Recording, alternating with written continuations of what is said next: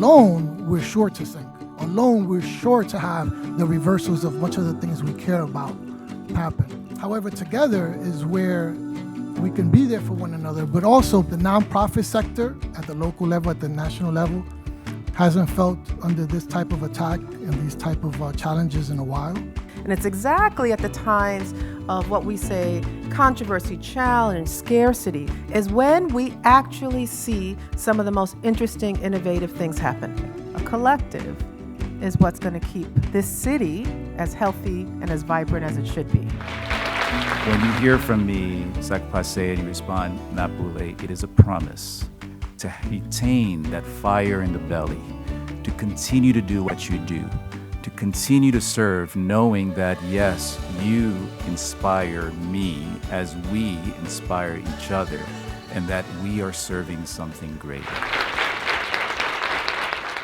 How do we manage everything that's coming at us and not cave, right? Not lose our capacity for life? We have to hold on to our joy. Our expression of joy is actually part of our resistance. We know this. So in a moment where career public servants are being demonized, why did you decide to get into your line of work, really stay in your line of work? We, my family, has been saved time and time again by public servants who stepped up to make sure that we had the tools that we need to create a home of stability, to imagine we could be whatever we want to be.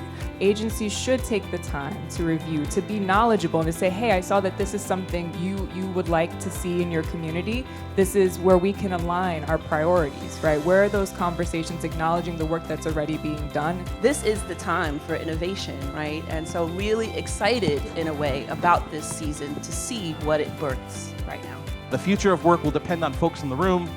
It's going to depend on the folks who are on this panel.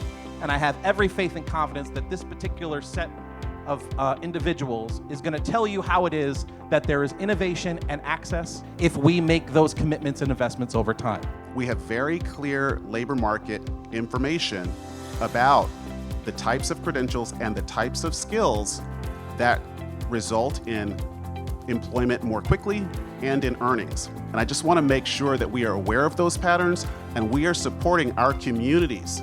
Place-based solutions must depend on what the people in the community say they want. We have to figure out how we're not dictating outcomes to them. Our job is to bring resources, bring education, bring expertise, but the decision for what they want to do is theirs.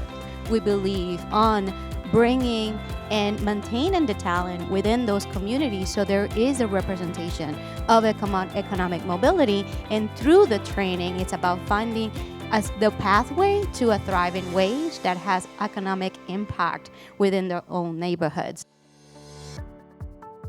What are some of the biggest hurdles you face when trying to create systemic change? If there are cuts on the human services side at the federal government, it's going to trickle down to HRA, to DHS, to Head Start services. It's just going to be very devastated. We have persons based on immigration status that are scared to come to the emergency department because they're worried that ICE is going to show up. So I'm trying to instill this into nursing education because I don't want their thoughts and beliefs to be skewed by what this administration is trying to instill in them. I'm blessed that I work in such an organization that is mission-driven. It was never an issue, but now we have to make sure that people know that we'll continue to do what we do and provide the care that everyone needs, regardless of immigrant status, regardless of income. We're here. The concern is making sure that the opportunities for the generations after us are equal to or more so than the opportunities we had. That government and the public sector, the nonprofit sector and the private sector are all doing their part in the same ways they've done to make sure that we have opportunities. We have to make sure that they're ensured for others.